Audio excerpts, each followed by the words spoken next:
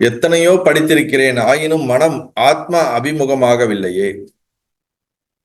எவ்வளோ சாஸ்திரங்கள் படிக்கிறோம், எவ்வளோ விஷயங்கள் கேட்குறோம். காலையிலேருந்து நைட்டு வரைக்கும் யூடியூப்பை திறந்து ஆன்மீகத்தை தாங்க கேட்குறேங்க. இல்லை, நான் இது வரைக்கும் படிக்காத புஸ்தகங்களே இல்லைங்க. எல்லா மாஸ்டர்ஸ் இதுவும் படிச்சுட்டேங்க. எத்தனையோ படிக்கிறேன், ஆயினும் மனம் ஆத்மம் அபிமுகமாகவில்லை. ஆத்மா மனம் அதுல என்ன ஆகல, லயமாகலையே அப்படின்ற ஒரு கேள்வி ஜென்ரல் எல்லாருக்கும் இருக்கக்கூடிய ஒரு கேள்விதான். இந்த கேள்விக்கான பதிலை நாம பார்ப்போமா?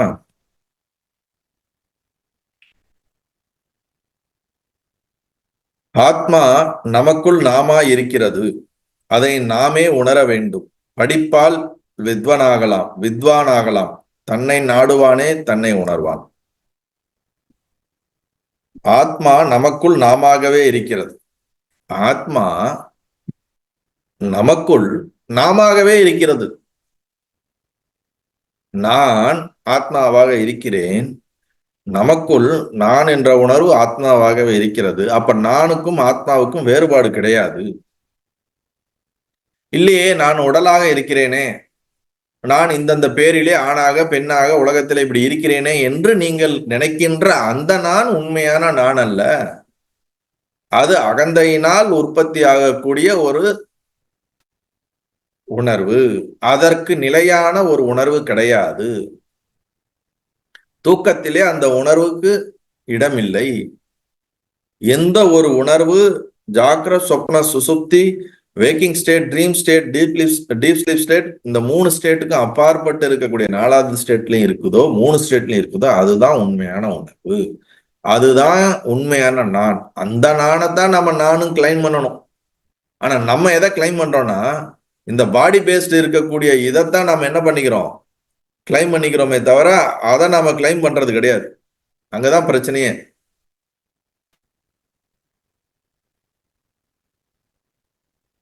படிப்பால் வித்வான் ஆகலாம். தன்னை நாடுபவனே தன்னை உணர்வான்.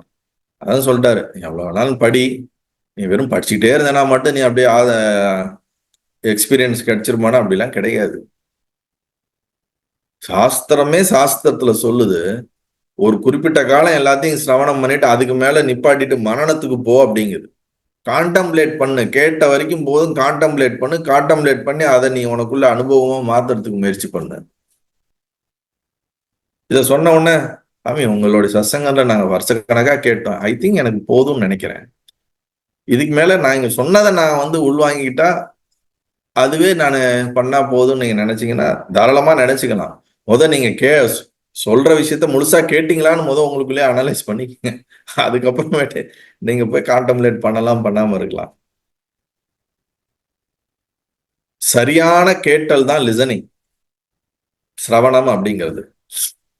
நம்ம என்னதான் நீங்க புஸ்தகத்தை திறந்து படிச்சாலும் சரி, நீங்க யூடியூப்ல சர்ச் பண்ணி ஆத்மா ஆத்மா கான்சியஸ்னஸ் எக்ஸ்பீரியன்ஸ் மோக்ஷம் என்னெல்லாம் நீங்க சர்ச் பண்ணி யூடியூப்ல இருக்கிறவங்க எல்லாத்தையும் உட்காந்து நீங்க வீட்டுல உட்காந்து படிச்சாலும் சரி, வருஷக்கணக்கா அதை ஃபாலோ பண்ணாலும் சரி, வருஷக்கணக்கா படிச்சாலும் சரி, அதனால ஒரு பிராக்டிக்கலா உங்களுக்கு அந்த என்ன சொல்லப்படுதோ அந்த அனுபவம் கிடைக்குமானா என்னை பொறுத்த வரைக்கும் சான்சஸ் இல்லை.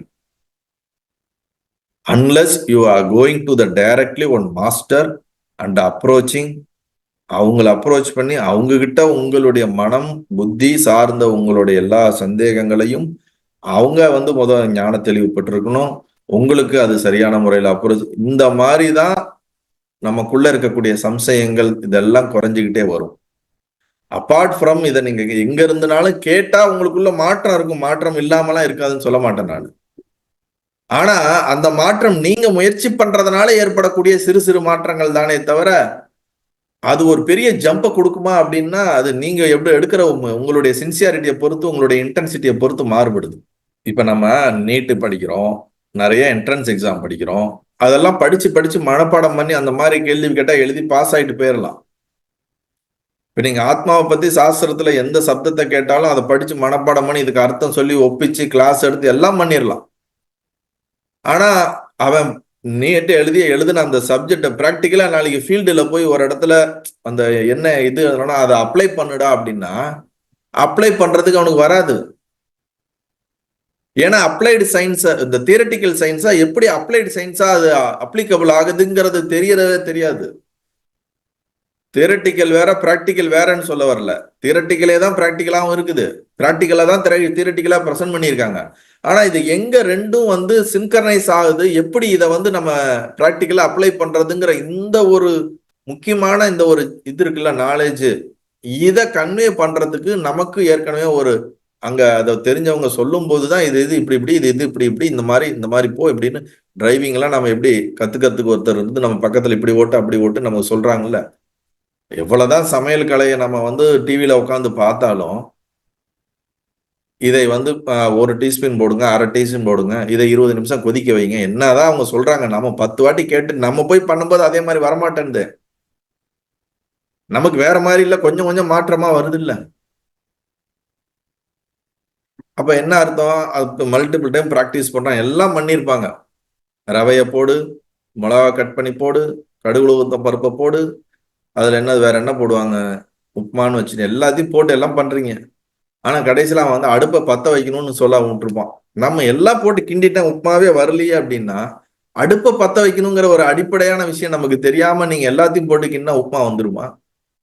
சோ பட்டறிவு, நம்ம இதெல்லாம் படிக்கிறது எல்லாமே வந்து இட்ஸ் ஒரு நாலேஜ்.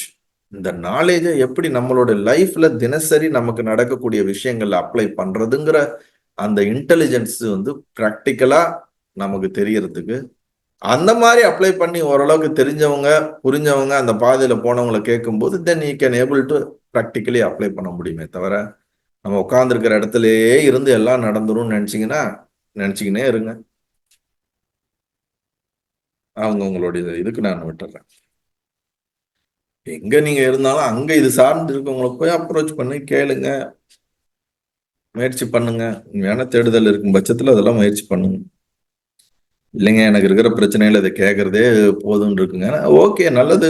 ஏன்னா என் சூழ்நிலை இப்படிதான் இருக்குது, என்னால கேட்க தான் முடியுது. இப்ப அப்பப்ப ஏதோ கொஞ்சம் கேட்டு என் மனசை இது பண்ணிக்கிறாங்க அப்படின்னா, எனக்கு இப்ப இப்படிதான் பிராரப்தம் இருக்குன்னு நீங்க நினைச்சிட்டீங்கன்னா என்ன பண்ண முடியும்?